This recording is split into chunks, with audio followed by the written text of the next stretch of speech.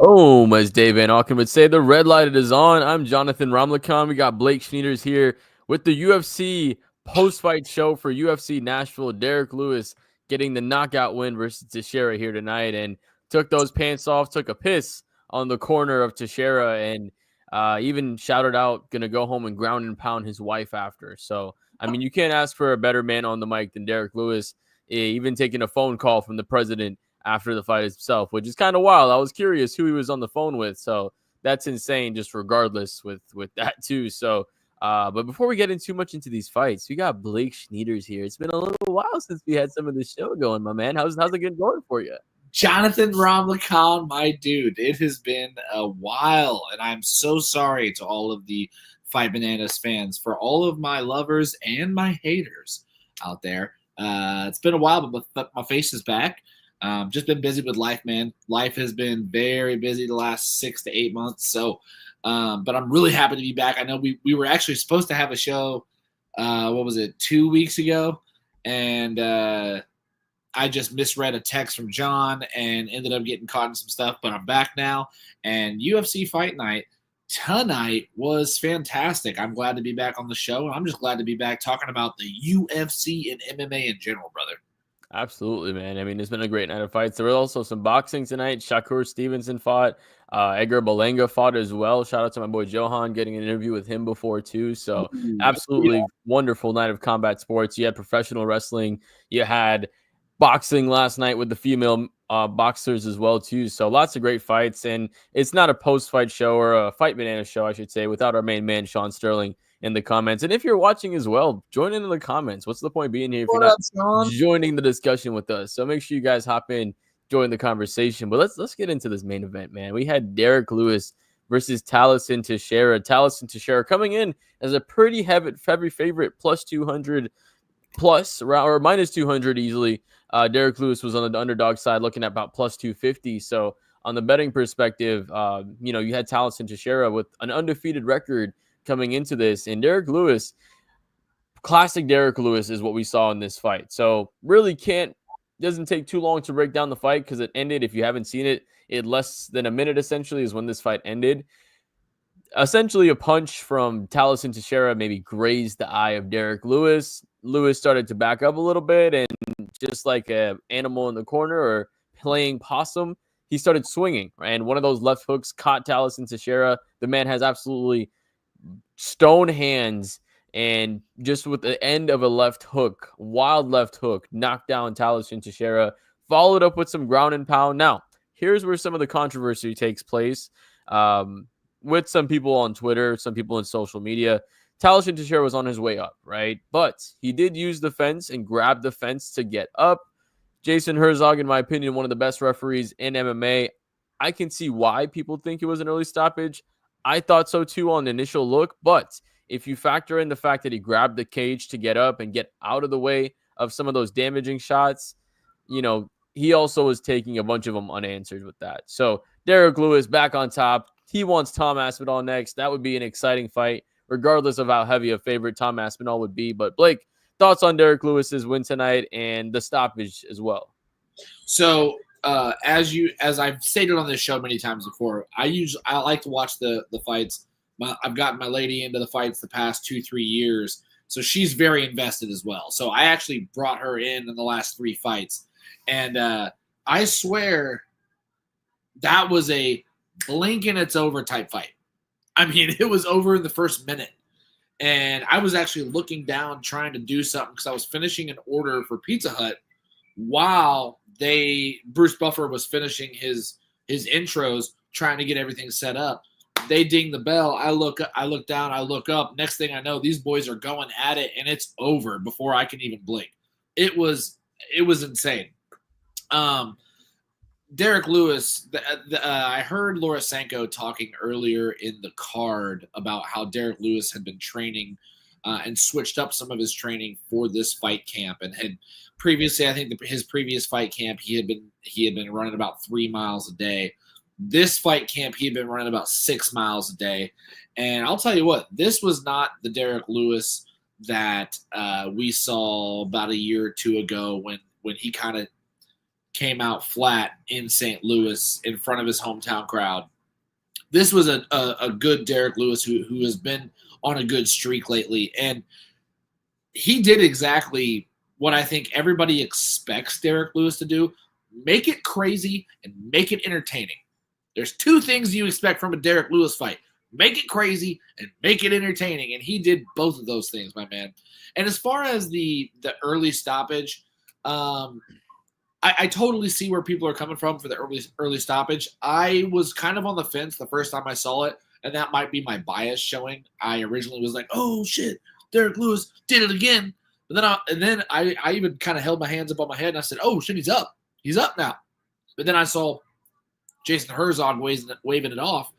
But when you go back and look at the replay, I think when you're down, taking unencumbered hits and then committing a foul to regain your stability, I don't think that should allow you to continue the fight. That might just be me.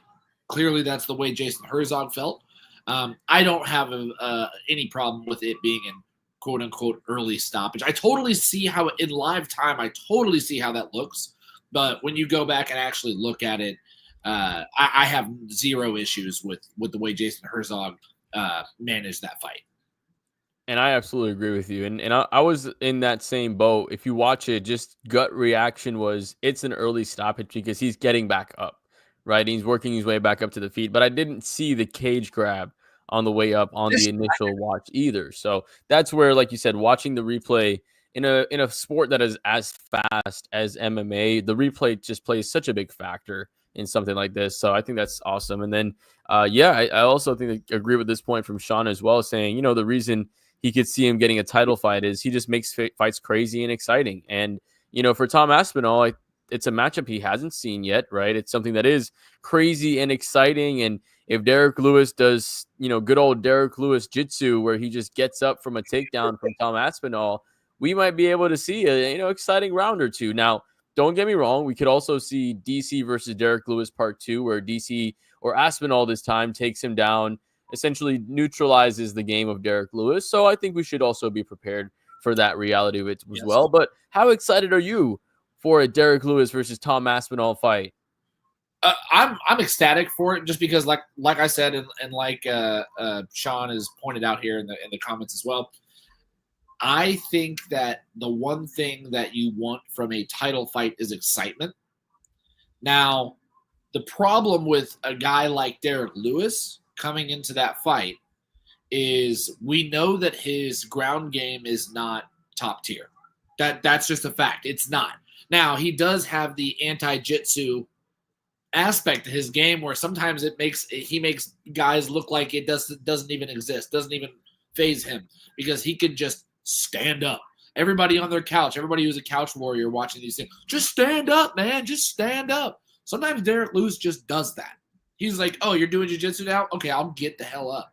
And neutralizes anything that they were trying to do on the ground. I'm not going to grapple with you. I'm just going to stand up. What is this grappling shit? Why don't I just stand up? So I can see how they might not want him in it because of if it's a disappointment and Aspinall just wrestles him. And I think the one thing they don't want with Aspinall is a wrestling match for heavyweight, especially against Derrick Lewis, because it's not going to go in Derrick Lewis's favor. It's not going to be interesting. So I can see why that might be a hang-up. But if you look at all the other fireworks that could come from this, like Sean says in the comments, all Derrick needs is one strike. I mean, he can put you down like he has many other opponents before. He can put you down with one hit. And it can be lights out, nighty-night, real quick. Just like tonight. In 40 seconds, I think, was the time of the fight, or 45 seconds. So I think the excitement factor and the firework factor for this matchup would be amazing. I think for some odd reason, the business aspect from the UFC they are not going to make it just because they don't want to. Although I say this, on the flip side, if you're now trying to promote your new heavyweight champion and title belt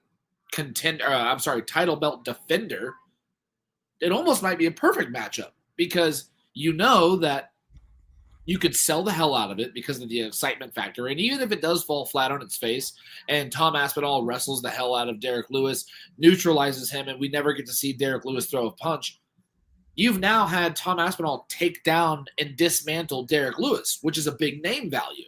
So I can argue this 10 ways to Sunday right now, actually. So it'll be a very interesting decision to see what they think. I personally don't think they're going to do it, but I would love it from a fan perspective myself.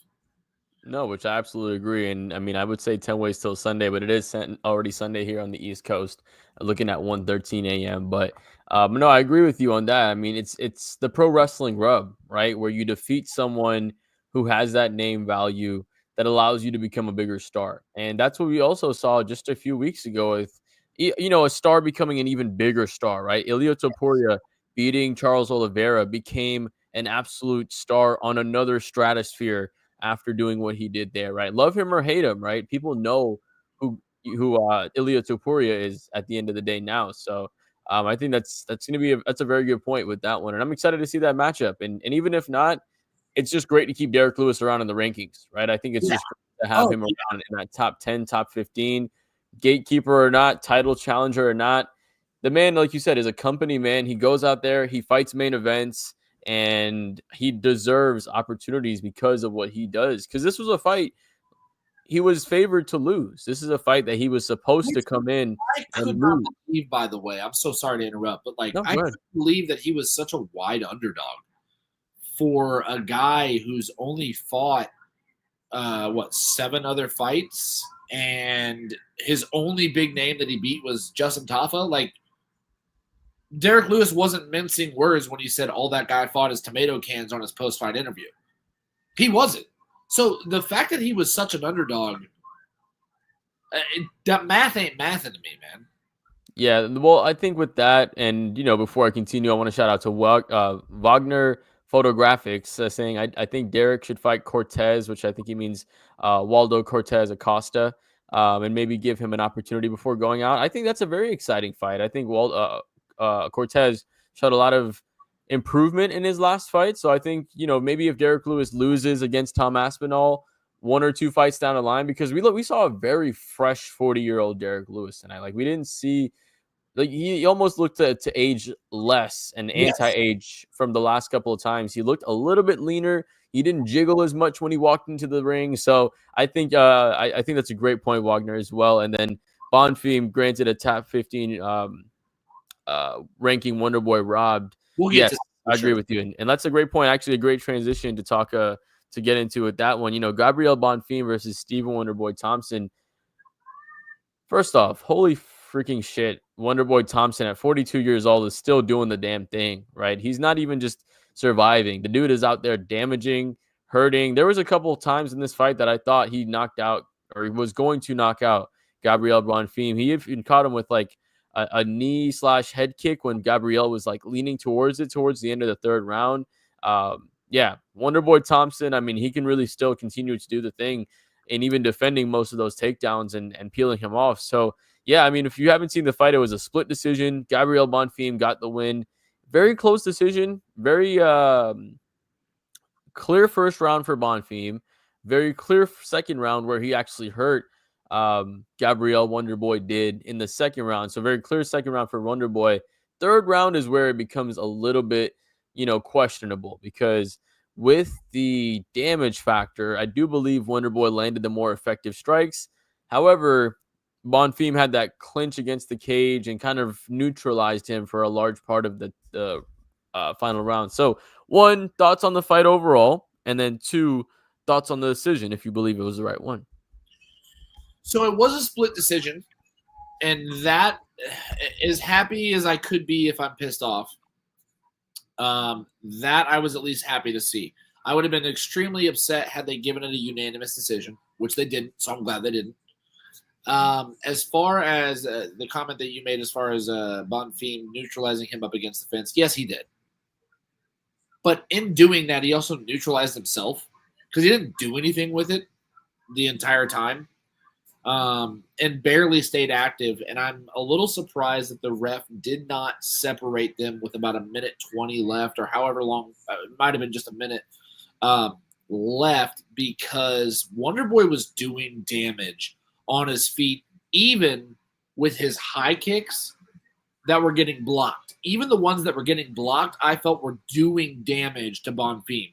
And Bonfim did not want to take any more of those to the head at all. And this is after, in the second round, having split your entire shin open, Wonderboy Thompson. That was insane. You don't see that every day. God. Yeah, he absolutely. I mean, he was gushing. The gash was probably like 2 inches long. Shin was split wide open after a nasty check, and it was just, like you said, pouring blood. Essentially, like if you watched AEW and you saw John Moxley versus versus Hangman Adam Page, that was the amount of blood that we saw. Shout out to that match, by the way. If you didn't see that, you can go watch two grown men literally take a fork, stick each other in the forehead till it's squirting out blood. It's the craziest thing. Back to you, Blake. And this is why we like John, because he'll give you updates on any other sport than the one we're talking about, because he's watched them, all right? You give the AEW, give the wrestling, give you all the breakdowns. I'm the football guy. No, man, I was actually a little worried that they might call an odd stoppage, a doctor stoppage in the second round, because of that gash was so big and because of the amount of blood that he was pouring out. I thought for some reason they might stop it. I'm glad that they did not. I don't think do you have the numbers in front of you as far as what the judges scored each round? I know what they actually scored in the decision, but as far as just the numbers for connections each round, because in my opinion, I would say if I'm watching it just as a fan, I think Stephen Thompson eked out the decision. Even though it could still be a split decision, I think he could have eked out the decision. So I want to see the numbers, because the eye test doesn't always go with the numbers test. Yeah, which obviously I got that pulled up, so let's go. So looking at some of the third round numbers, I don't know if I could zoom in, but you're looking at, for Stephen Thompson, 7 of 21 for the third round with 32 of 52 when it comes to total strikes. And then for Bonfim's 10 of 18, significant 22 of 35 for total strikes. So he did get those 2 takedowns, bringing Stephen Thompson to a knee in that third round. But like you said, damage is the main thing with that. I'm always curious, because even if you go back to, okay, look what Bonfim did to his Stephen Wonderboy Thompson's shin. Stephen did that to himself. Right. Well, no, because he checked it, right? And even though it's defense, I mean, did it come on the head kick? No, it came on a check. Oh, I'm sorry. Yeah, it came on a check. And I do want to, give a shout out to Wagner too. She's joining in the convo with us for the first time, saying no one's a bigger fan favorite than Lewis. Who doesn't love him? But Aspinall's a far better fighter, and 40's going to be tough. But if he wins against Cortez Acosta, could be a fan, fan favorite. And I think that's a very exciting fan fight, almost like Derrick Lewis versus Tai Tuivasa that we saw a couple of years ago as well. And Sean saying AEW is mediocre, Moxley is trash. The end of Moxley has come to an end. If you did not watch the second half of today's show, my brother, you need to go watch that. It was A+ for the second half. I'm talking Will Ospreay. I'm talking Christian Cage, and the return of a special someone, the return of a special 4 people. The main event in itself was absolutely insane. So definitely in ring, nobody does it better than AEW. So that's my 2 cents when it comes to that. But I'm a AEW biased guy, even though I grew up with WWE. But back to this, and I do agree with you. I do think, even just looking at the total strikes, 32 of 52, 22 of 35. Just the eye test, I agree with you. I do think Wonder Boy inflicted more of the damage, and there was that one head kick that really wobbled him, and that was like shit out of Bonfim. Yeah, so if you look at just what landed or was the most damaging strike of that, I would say that, because even in, like you said, those neutralizing positions, he wasn't inflicting any damage, right? He wasn't doing any knees, he wasn't doing any elbows, anything up close, not even those little pitter-pat body shots. You weren't seeing many of those either. So it was a tough decision for me. And Wonder Boy's takedown defense all night for somebody like Bonfim, who is much, I would say, larger and stronger, he was shucking them left and right. Yeah, he did get taken down a couple times, but he was either getting right back up or denying the takedown. I mean, he was So I just thought, as an overall performance, I was like, man, because Bonfim is going to be a problem. But for a 42-year-old, 42? Yes. 42-year-old Stephen Wonderboy Thompson, man, dude, you still got it. And I don't think we really doubted that. I know you've had kind of a skid the last 5-6 fights, but that was a great performance by you, and especially after the cut, not shying away. I mean, the first thing he did as soon as he got gashed was he came out the next round and threw that kick as hard as he could with that gashed shin. So I just thought that was a really gutsy performance by him, and I'm not mad that it went to Bonfim, but I could have easily seen it gone Stephen Thompson. Right. And I think at the end of the day, the fans will remember the winner as Stephen Thompson because he was the one that did the most damage. He was the one that hurt Bonfim a couple of times. He kept fighting with that gash on the shin, even like you said, kicking with it. Like I couldn't even imagine having that gash on my shin, let alone trying to kick someone and inflict more damage and even potentially even tear that gash even more. Absolutely badass performance by Stephen Wonderboy Thompson. He's one of one, man. I mean, he's really in UFC history. I want to give him some of his flowers. Like he's absolutely one of one. Like absolute respectful inside and outside of the cage.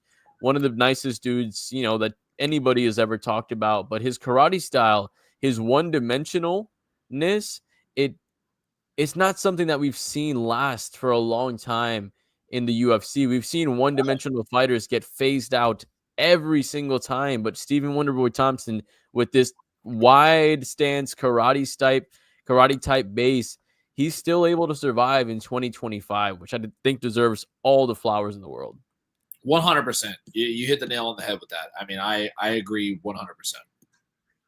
Baby, let's get to it. So, I mean, with the next fight with that, I mean, we had Calvin Kattar versus Steve Garcia in a very fun fight, actually. I thought I was wrong on this one. I was wrong on a couple of fights. If you watch Betting Bananas, you can call my ass out because I called a couple of these fights wrong as shit. But I thought that Calvin Kattar was going to come in. It's always the fight nights that do that. Oh, for sure. Where you're like, oh, this should be a surefire win. No, the fight nights, I swear, will screw your betting up more than the main cards will. 100%. More than the UFC pay-per-views, right?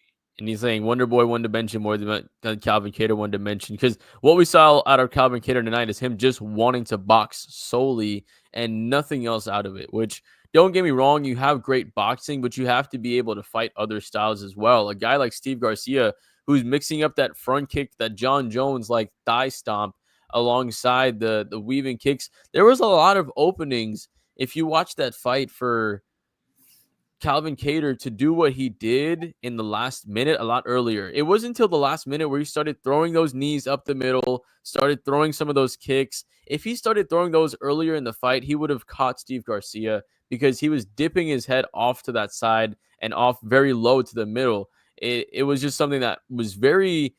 we're starting to see the downfall of Calvin Kattar, which is unfortunate to see, right? Like I said, it was something I thought we were going to see a little bit more out of it. I saw when watching him against Yusuf Zalal, I thought he started to, even in that later, the third round, started to show a little bit of his older self. So I thought we were going to see that. Never really got out of first gear, it seemed like, and he was stuck in the mud the entire fight while Steve Garcia just pieced his ass up. Thoughts on that one? Man, I'll tell you. Yeah, you said Calvin Kattar was one-dimensional, wanted to use his boxing, right? Except you're going up against Steve Garcia, whose boxing is clearly better. I mean, the way that he can get in there and win, and I believe Steve's now on a 1, 2, 3, 4, 5. He was on a 5-fight win streak coming in. He's on a 6-fight win streak now. Steve Garcia is a guy who also is he doesn't fit the mold, I think, for like UFC fighters. He's lanky. He's not necessarily, I mean, like, yeah, he's built, but like he's kind of pudgy in weird areas. He's not like, you know, he's kind of ugly. I'm sorry. He doesn't look like a fighter. Let's just say how it is. He does not look like a fighter, which is the best thing about the UFC and MMA. If you look at Mikey Musumeci, fighters don't have to look like fighters. They can just go out there and kick your fucking ass. You're 100% right. And I think Steve Garcia is a perfect example of that. He doesn't necessarily look like he'd be a great fighter, but that dude can throw some hands with precision and technique. His boxing tonight was on point, and he really made Calvin Kattar look. I mean, Calvin Kattar's on what, a 5-fight losing streak? Somewhere around that. Yes, this was 5. So he's now on. He put Calvin Kattar on a 5-fight losing streak now. But I mean, he made him look timid. He made him look unsure. He questioned himself throughout the fight, could not find openings. And when he did try to go for openings, they closed very quickly. I mean, Steve Garcia came in, and I thought this was going to be a much more of a banger than it ended up being. I mean, it ended up being very one-sided. And Steven Garcia actually, he raised whatever value he had to me in my books from tonight, because not only did you take on Kattar, and made him look mortal. Yeah, he's on a 4-fight losing streak coming into the fight, but man, this was a dismantling. And I thought Garcia just looked fantastic, and I'm really excited to see what the future holds for him and his style. You know, we didn't really get to see much of the ground game, and that's okay, because that sometimes fans can think that's a boring fight. But as far as standing and swinging, I loved it. No, and I agree with you. And he even almost knocked Calvin Kattar out in that 3rd round. Yes. And he was on a 5-fight knockout streak as well. It wasn't just a win streak. He had 5 knockouts in a row, which had he got was knockout tonight, it would have been the most consecutive knockouts short of Chuck Liddell's record. Which is absolutely insane for someone like that to do that. And if you guys are watching us at 1:30 a.m. or Blake's time, 12:30, make sure you guys hit the like button. We appreciate you guys checking us out, watching here. Make sure you guys follow. And is it more Calvin Kattar is now lackluster, or Steve Garcia being good? I think it's a combination of both. You know, I think both of them really with that, because, you know, Steve Garcia, I think there's really a lot of holes in my game, right? With what you're saying about his striking, I think his striking only looked as good as it did because Calvin Kattar didn't have much to offer back coming to him. Right, he was able to just showcase all the tools, because all he had coming back was a couple of strikes and a couple of winging punches. He wasn't even using his footwork all that well. He was backing himself into a corner and giving Steve Garcia enough time to just back up if he needed to evade some of those punches. So I think with your point, Sean, asking if it's more Kattar or Garcia being good, I think it's a little bit of both, because I do think Steve Garcia has some things to work on. I do want to see him really shore up some of the striking and where he puts his head with a lot of those shots. I think with someone who is, you know, more well-versed with their feet and their knees, a kick or knee up the middle with a lot of where Steve Garcia was putting his head in a lot of those exchanges would have very much gotten him in a dangerous position, just like Bonfim versus Wonder Boy. So he could have been cheated real quick. Yeah, so I think there is things to work on, but I'm excited to see him being the rankings, because this is the type of guy that, regardless, if you go back and watch his fights, I mean, even coming in tonight, like Blake just said, 5 knockouts in a row coming into tonight. So the man is here to have a good time and knock people out and put on a show. So for him to be in the rankings, I don't believe he's even 30 yet, or maybe early 30s. I think that's a great sign, and I think he will be around in the rankings for a little while. I can see a guy like Steve Garcia hanging around with someone like that. And I mean, he called out, I believe, Yusuf Salal. I could be wrong with that, or a couple of people that he called out as well. Yeah, so let's see. Let's look at 145. So we got Yusuf Zalal's at 11. Danny Gay's got a fight coming up this weekend, which, oh my God, this Dustin Poirier card, I might cry when he walks out. You got Jean Silva, Josh Emmett, Aljo. Who do you think Steve Garcia should be fighting up next?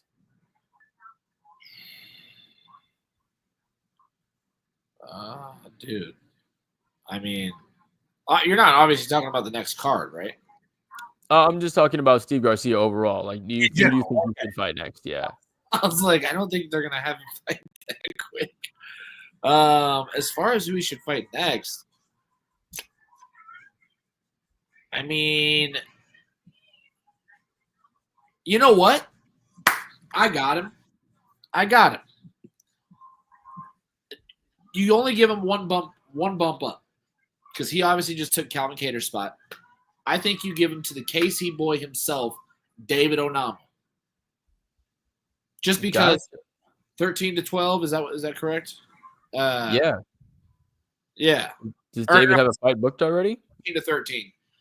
David Onama sits right underneath him, and David Onama will really let you know whether he's ready to go, because I think David Onama is one of those guys that has such a skyrocketing trajectory right now, and he's going to test whether Steve Garcia, because if Steve Garcia comes in and beats David Onama, then he's ready to take on a guy like Dan Ige. He's ready to take on somebody above them. If he gets starched by Onama, or even if he just loses, he knows that he's really hovering around that. Is he going to be in the top 15, or is he sitting at that 16th, 17th level? I think Onama might be that perfect guy. Is stylistically the matchup great? Maybe not the most, like, bang for bang, but Onama's just got so much skill. And this might be a test for Garcia's skill to see really where truly is. Absolutely agree. And I think that's a fun one too. And I agree with that. Garcia versus the winner of Ige versus Pitbull. I don't think that's a bad option. I think Ige is at 11 right now or something like that. So I don't think that's a terrible. Wagner saying Pitbull looked like a bad PFL fighter. He did look like the worst I've ever seen almost any fighter making his debut with as high of a pedigree that he had coming in. One of the most terrible debuts that I've ever seen. Are we talking about the guy from what, was it 2 weeks ago? I think so. Made his UFC. Yeah, Pitbull, I think, made his debut a couple weeks ago. Was it? Mannequin? Yeah, essentially, right? Who did he fight? I can tell you real quick. Jonathan. No. He fought.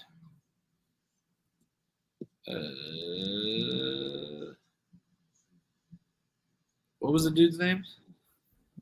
Patricio Pitbull. Oh, never mind. That's not who I thought we were talking about. Oh, yeah. So I know I can't remember who he fought, but give me in the comments, guys. It's 1:30 here.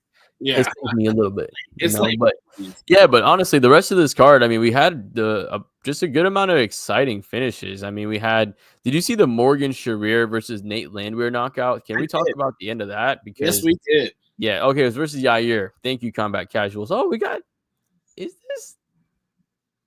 Is this Mr. Beautiful Hair himself? Combat Casuals. You hope you're doing well, brother.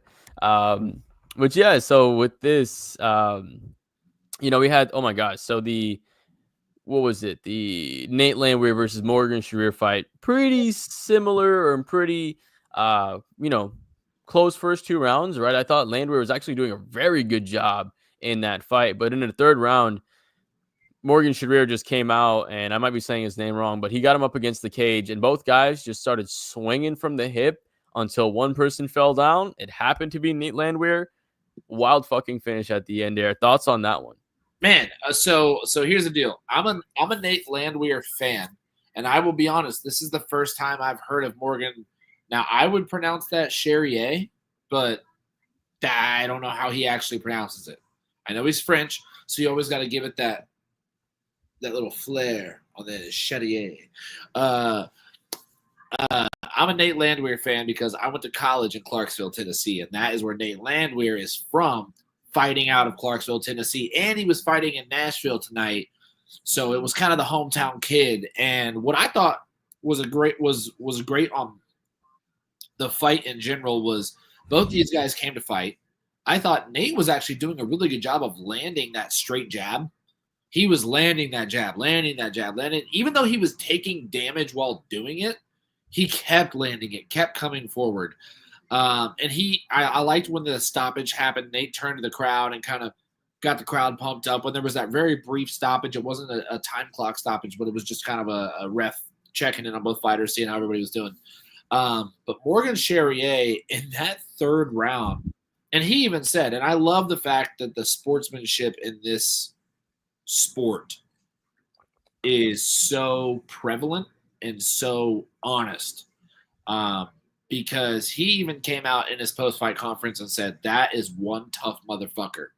Like, he was like, that guy, I tried to knock him out multiple times. And before I actually did, I knew I had to throw everything at him because that guy kept coming. Because Nate kept coming back, kept landing that jab. But in that third round, Morgan Charrier, who was actually named after a pirate, by the way, the infamous pirate Morgan, probably Captain Morgan.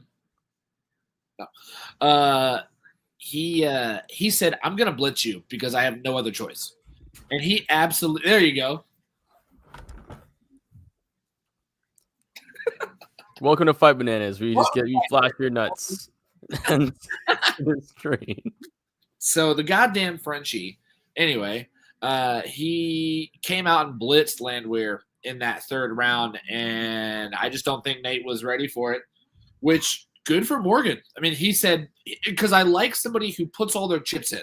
He put all of his chips in and said, "Dude, I've thrown everything at this guy.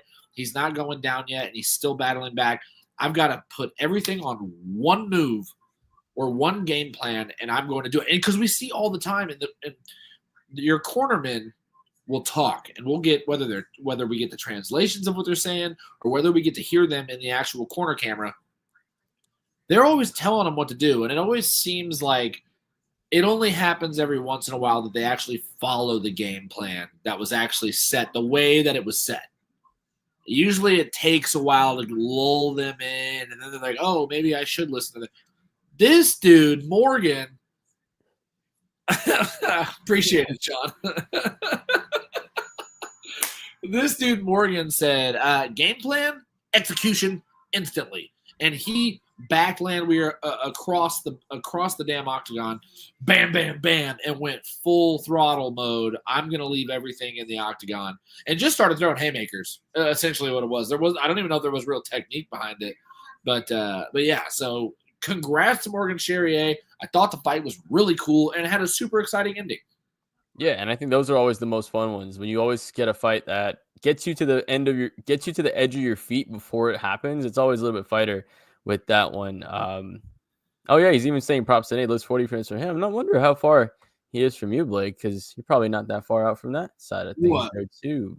From Wagner saying he lives about 40 minutes from Nate Landwehr as well. So hey, Marksville's about 40 minutes from Nashville, but I live in Kansas City, so I don't. Oh, gotcha. So I went to college there. Okay, gotcha. That makes sense. I played football down there, so. Nice. So yeah, I mean, overall though, this card was filled with a lot of good fights. I mean, we had Vitor Petrino getting the submission over Austin Lane.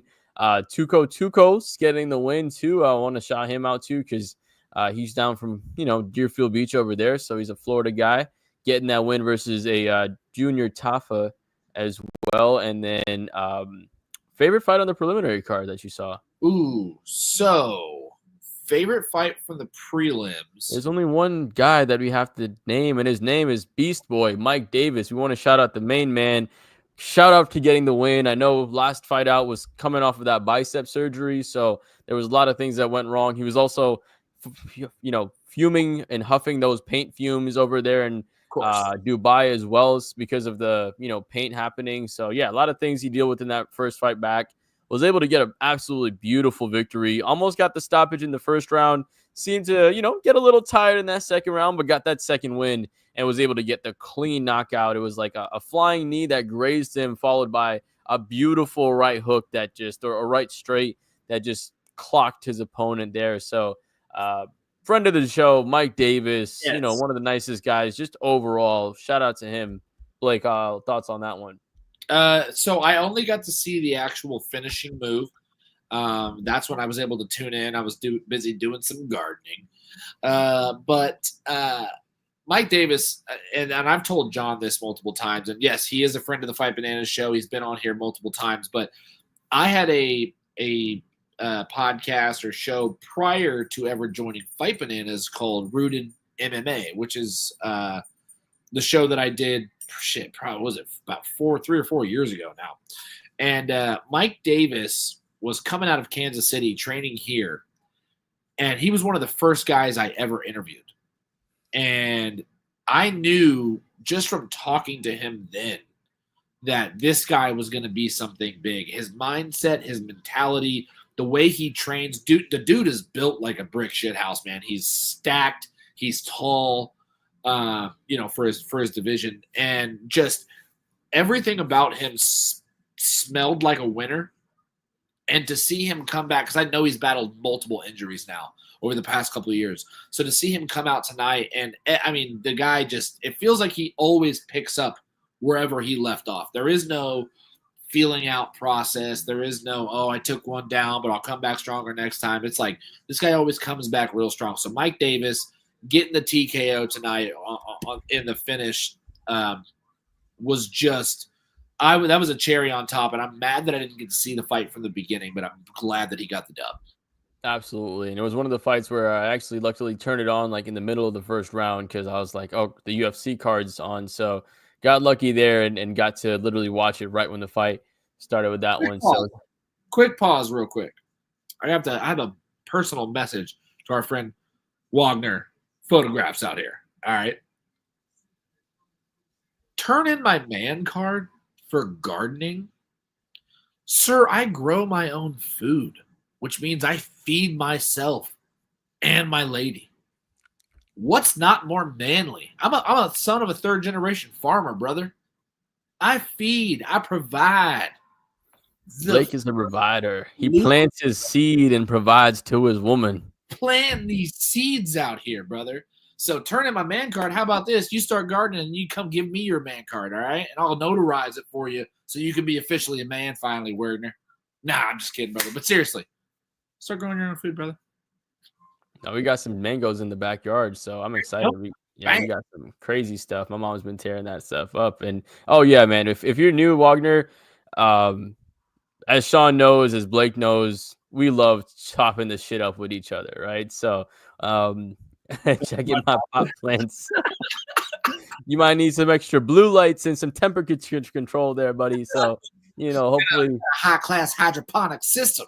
We need some reverse osmosis in that system, but it was a great card too. Walter Walker, a third heel hook, second most in UFC history, more than Ryan Hall's bum ass. So shout out to Walter Walker for not taking it the good way. Ned Smith joining us, man. Shout out to Ned as well, saying it was a good fight. Would like to see Lewis versus Aspinall. I agree. I think that's a very fun fight to just promote, even if the fight itself goes the other way. We still just be a fun fight to have coming up with that. So next week we'll absolutely, even if Blake is not available, we'll have a post-fight show because one of my favorite fighters, well, really two of my favorite fighters are going at it, but one of my favorite fighters, Dustin the Diamond Poirier, is going to be having his last fight. And for me, this was one of the things, one of the fighters that when I first started doing sports coverage was kind of making his rise, around 2020, a little before that, obviously. But I remember talking to my co-host at the time about a potential Conor versus Dustin matchup and absolutely saying he was going to watch Conor McGregor. A couple months or maybe a year or so later that happened. So that was one of the most satisfying moments in my early coverage of MMA. But yeah, we're going to have an exciting week next week. It's a stacked card from top to bottom. Dave might even be doing a watch along, so keep on, Fight Bananas for that. But final thoughts, Blake. Final thoughts. You know what? I think fight nights are slept on sometimes. And I encourage everybody to watch as many fights as you can. And I know everybody in the chat here, I already know. Wagner, you're the man. Hey, we appreciate it, brother. I know that we were just giving each other shit. So I appreciate everything you do, man. I want to say, and Sean and Ned, thank you guys all for commenting, first of all. First and foremost, we wouldn't even do this. I mean, we would probably do this show without you guys, but we'd just be talking into the atmosphere, putting it out into the ether for nobody. So we really appreciate it, boys. Second off, I thought, fight nights, like I said, kind of usually don't get the hype that they should. And I thought this card from top to bottom was extremely entertaining. There was a ton of finishes. And that's what you want. I mean, at the end of the night, isn't that what we as fight fans want to see? We want to see finality to a fight. We don't want to leave it up to the judges. We want to see somebody end another person. And I think that's what we got to see tonight. So I'm going to give this card, honestly, and I'm going to be a harsh judge, but I'm going to give it a crucial, the regular ratings of like pointage. I would say this card was like a 7.4. I thought it was a very easily, I could go back and rewatch this card and be entertained. In 20 years from now, I can be like, oh, I remember that one fight night, and be like, oh, I could throw this on and it'd be an entertaining card. So I loved it. Loved watching it. Loved seeing my dude Mike Davis fight. Loved seeing Clarksville native Nate Landwehr fight. And you know what's funny? We didn't even get to mention, or we kind of breezed over the Jake Matthews, Chitty. I'm going to say his name wrong. Chitty and Jokawani. Jokawani. Chitty and Jokawani fight. That fight, as short as it was, had everything in the first minute. Because Jake Matthews, first off, he's already fought 28 times, 21 times. Yeah, he's a veteran at 30, essentially. Yeah, and he's just now 30 years old. He looked fantastic. I mean, the way he was able to hit that tie trip and in Jokawani, and then able to get his legs in, take the back, and then connect and hold on to a choke while Jokawani stood up and tried to shake him off. Fantastic. As you know, he is a second-degree black belt in jiu-jitsu as well. But if you saw the first 2 or 3 kicks that Jokawani threw, I thought Jake Matthews' legs were going to break, because that dude threw some absolute hellfire kicks at Jake Matthews and didn't deter him. So, I mean, that was just a really cool fight to watch, even though it was super short. It was just like, whoa, I really thought this guy was going to win. Excuse me. Jake Matthews comes in, bam, sinks in the choke. It was like, ho, ho, ho. It was excitement all over the place. So wanted to give a shout out to that fight as well. No, I definitely agree. I love Jake Matthews as well. He's just one of those fighters that stuck around. It's almost like we potentially one day could be talking about if he makes a run, like a Charles Oliveira type run, or a John Blachowicz run, where they just kind of hung around for a long time and then made a run to the top, So hopefully Jake gets it together where he can make that type of run. I feel like all the skills are there. It's just about putting them all together in subsequent fights, right? And not just having stuff with that. So appreciate you, Project Peaky, with the new sub there, man. So appreciate you, man. Hopefully join in with us next week and every time we got shows out here. So anytime you can, more than welcome to join in the conversation with us. So we appreciate you joining the Fight Bananas family here with us as well, too. And yeah, hitting the hydroponics. I'm probably going to be hitting some hydroponics once we get off here, too, and this red life comes off. So absolutely appreciate everyone here for joining in. And it was an absolutely fun night. I mean, for a fight night, having everybody in the comments, great fight night. You gave it a 7.4. I'd probably give it I guess, honestly, that's a great number because, I mean, 2, 3, 4 decisions the whole night, and the rest of them were finishes. So I really can't be upset at that one. I think 7.4, 7.5. I think that's a good number for there. I think this was a great card, but I'm excited to see some names that I love and know and love fight next week. On top of, Dustin Poirier and Max Holloway, we got Kevin Holland fighting again. We got Dan Ige fighting. We have Paulo Costa fighting. Man, it's going to be a very fun one. Make sure you guys do not miss the next fight, and we will see you guys after the next one.